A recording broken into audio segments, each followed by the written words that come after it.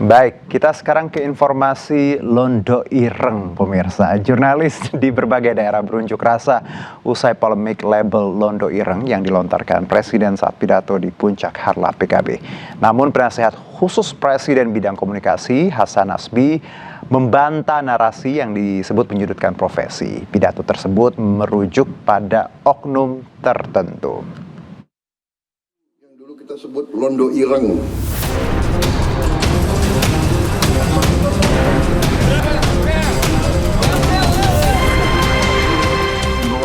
Pernyataan Presiden Republik Indonesia Prabowo Subianto yang menyebut Londo Ireng menuai kritik banyak pihak.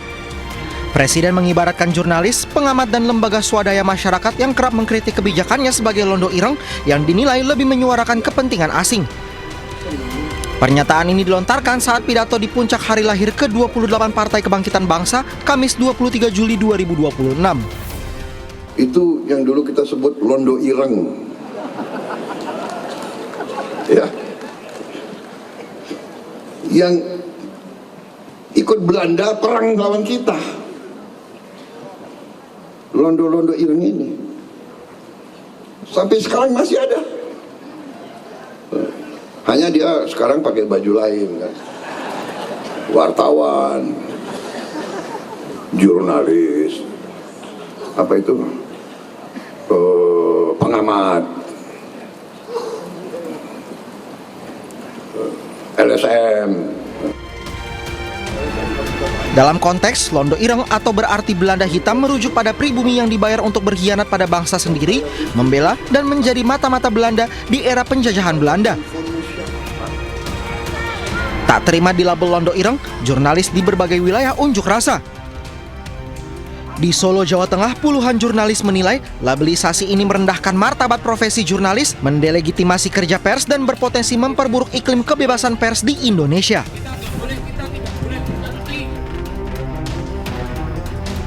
Di Malang, Jawa Timur, wartawan dari 4 organisasi pers, PWI, IJTI, AJI, dan PFI bergabung dalam aksi damai berjalan mundur dan mengangkat spanduk bertuliskan "Kami bukan Londo Ireng". Frasa Londo Ireng yang disematkan kepada wartawan dinilai sangat kontradiktif. Penasehat khusus Presiden bidang komunikasi Hasan Nasbi membantah narasi yang menyebutkan bahwa pemerintah menyudutkan seluruh jurnalis, pengamat, dan lembaga swadaya masyarakat. Itu biasanya disebut sebagai pesan dasar yang dimaksudkan merujuk pada oknum tertentu yang memanfaatkan profesi itu demi kepentingan pihak asing. Antek-antek asing. Itu pernyataan Presiden menurut saya lugas dan terang benderang. Tapi banyak di antara kita yang ingin memaksakan jalan satu arah menjadi jalan dua arah, sehingga melakukan kontraflow. Kontraflow yang dilakukan adalah bahwa semua LSM, semua pengamat, semua jurnalis adalah antek asing. Nah, ini yang menurut saya agak maksa. Sementara Kepala Badan Komunikasi Pemerintah Republik Indonesia Muhammad Kodari meminta untuk tidak memperdebatkan istilah dan fokus pada substansi. Mari kita lihat rangkaian pidato Presiden, semuanya itu untuk membela kepentingan rakyat. Konsisten sekali pidato Presiden itu, selalu berbicara meningkatkan kesejahteraan petani, taraf hidup nelayan. Jika pemerintah memiliki bukti terkait oknum profesi maupun organisasi yang diduga bekerja untuk kepentingan asing, akan lebih baik dibuktikan melalui proses hukum yang terbuka dan bukan melabelisasi. Tim Liputan iNews melaporkan.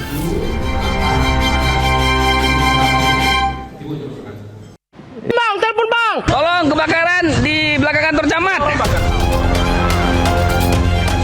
Musibah kebakaran menghanguskan permukiman padat penduduk di Jalan Veteran, tepatnya di belakang kantor Kecamatan Tembilahan, Kabupaten Indragiri Hilir, Riau.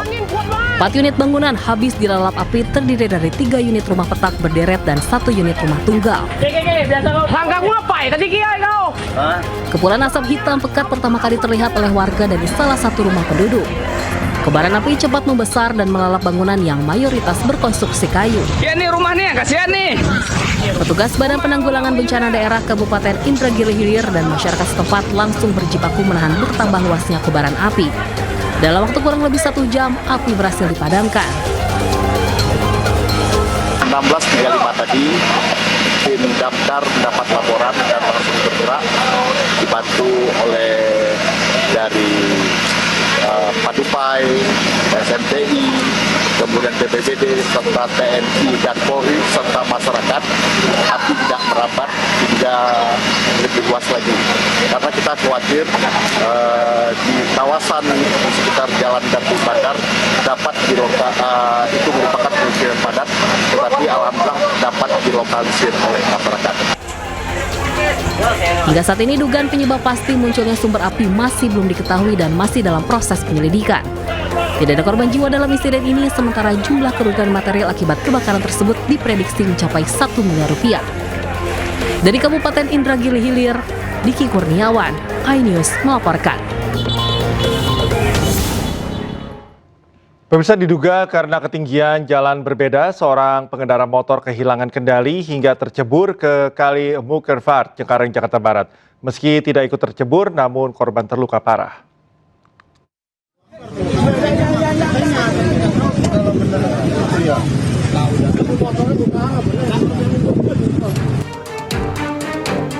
Warga dikejutkan dengan kecelakaan tunggal di Jalan Inspeksi Kali Mukervaart nomor 15 Rawabuaya, Cengkareng, Jakarta Barat. Seorang pengendara motor yang melaju diduga tiba-tiba kehilangan kendali. Motor yang dikendarainya oleng ke kiri lalu tercebur ke dalam Kali Mukervaart. Sementara korban bernama Wisdo Waluyo, warga Wijaya Kusuma, Jakarta Barat, terjatuh di badan jalan dan terluka cukup parah. Warga langsung menolong korban yang langsung dilarikan ke rumah sakit menggunakan ambulans. Diduga insiden ini terjadi akibat kondisi jalan berbeda tinggi, sehingga pengendara motor hilang keseimbangan saat mengendara. Itu kejadiannya jatuh sendiri, dia terus udah gitu langsung motornya langsung nyebur ke kali. Itu dari arah mana ke mana? Dari arah barat dia. Berapa orang? 1 orang. 1 orang. Sementara itu, menggunakan mobil derek, sepeda motor korban yang tenggelam di kali kemudian dievakuasi dan dibawa ke unit Laka Lantas Satuan Wilayah Jakarta Barat. Dari Jakarta, Miftahul Gani, iNews melaporkan. Direktorat Reserse Kriminal Umum Polda Metro Jaya membongkar sindikat penyebaran konten hoaks dan provokatif yang beroperasi secara terorganisir di media sosial. 8 orang ditetapkan sebagai tersangka dalam kasus yang disebut sebagai propaganda digital.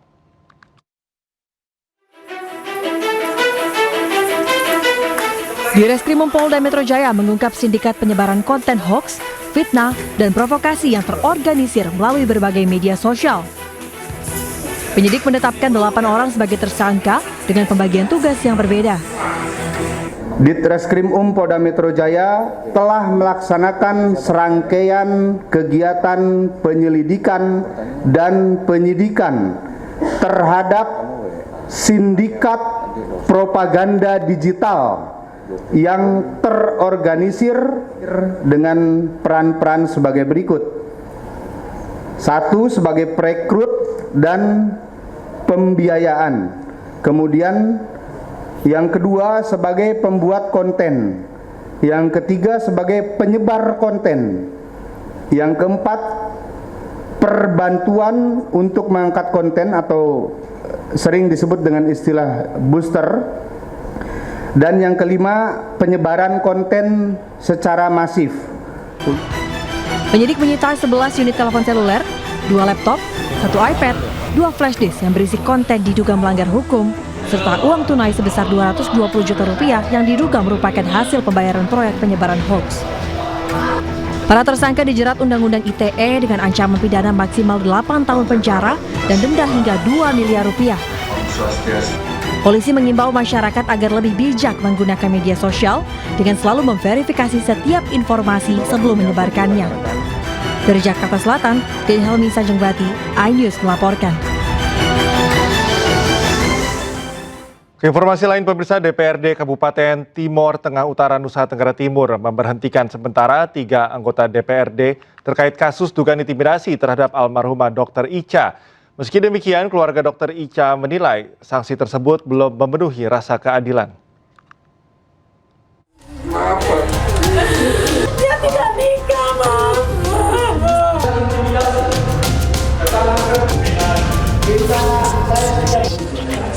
Kasus dugaan intimidasi terhadap almarhumah Dr. Ica memasuki babak baru. DPRD Kabupaten Timur Tengah Utara, Nusa Tenggara Timur menggelar sidang paripurna khusus untuk memutuskan sanksi etik terhadap 3 oknum anggota DPRD, yakni Terensius Lazakar, Norbertus Tubani, dan Veronica Lake. Hasil sidang etik memutuskan ketiga anggota DPRD diberi sanksi berupa pemberhentian sementara dari keanggotaan DPRD. 2. Menyatakan pemberhentian sementara dari anggota DPRD Kabupaten Timur Tengah Utara dengan dihukum seperti yang sudah dibacakan. Kuasa hukum keluarga almarhumah Dr. Ica yang ikut menghadiri sidang mengungkapkan, keputusan DPRD Kabupaten Timur Tengah Utara belum memberikan rasa keadilan bagi pihak keluarga. Menurutnya, DPRD Timur Tengah Utara hanya menampilkan drama dalam penyelesaian kasus yang menyita perhatian publik tersebut. Artinya, ketika mereka melanggar sumpah dan janji, mereka sudah tidak pantas lagi untuk menduduki jabatan mereka saat ini. Paradoksnya, tadi jelas disampaikan bahwa mereka diberhentikan untuk sementara dan masih menerima hak-hak dia sebagai anggota DPRD. Ini putusan yang sangat paradoks dan lucu. Dia tidak nikah, Mama. Sebelumnya, almarhumah Dr. Ica diduga mengalami intimidasi oleh 3 oknum anggota DPRD saat menangani seorang pasien rujukan karena gigitan ular. Dugaan intimidasi disebut memicu depresi yang berujung pada keputusan korban mengakhiri hidupnya. Kasus ini masih menjadi perhatian publik dan memunculkan tuntutan agar penegakan etik dan hukum dilakukan secara adil dan transparan. Dari Timur Tengah Utara NTT, Sefnat Besi, iNews melaporkan. Kepala Badan Komunikasi Republik Indonesia Muhammad Kodari meninjau kesiapan gedung permanen Sekolah Rakyat di Surabaya, Jawa Timur. Gedung tersebut ditargetkan mulai digunakan pada 31 Juli mendatang.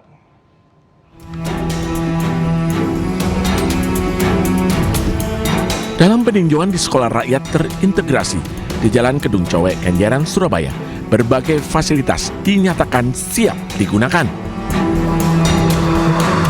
Mulai dari gedung asrama untuk jenjang SD, SMP, hingga SMA, serta berbagai perlengkapan penunjang kegiatan belajar mengajar. Muhammad Kodari mengapresiasi proses pembangunan yang dikebut hingga mampu diselesaikan sesuai target.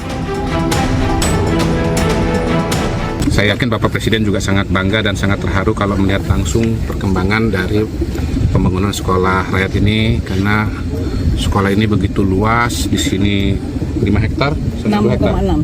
6,6. Ya, totalnya 6,6. Totalnya 6,6. Kemudian gedungnya bagus-bagus, gedung sekolahnya bagus, gedung asramanya juga bagus, fasilitasnya juga bagus. Insya Allah akan sangat menunjang, membahagiakan bagi pendidikan anak-anak kita, terutama dari kalangan yang kurang mampu ya. Sementara itu, Kepala Sekolah Rakyat Surabaya, Prapti Wardani, menyampaikan bahwa para siswa baru akan mulai menempati asrama pada 30 Juli mendatang. Di tanggal 30 kita mendatangkan siswanya ya. Kemudian 31 sama 1 Agustus cek kesehatan gratis CKG sebelum masuk asrama. Kemudian baru nanti hari Senin itu mulai kegiatan MPLS, insya Allah ya ini dari pusat akan dibimbing oleh Taruna dan Taruni.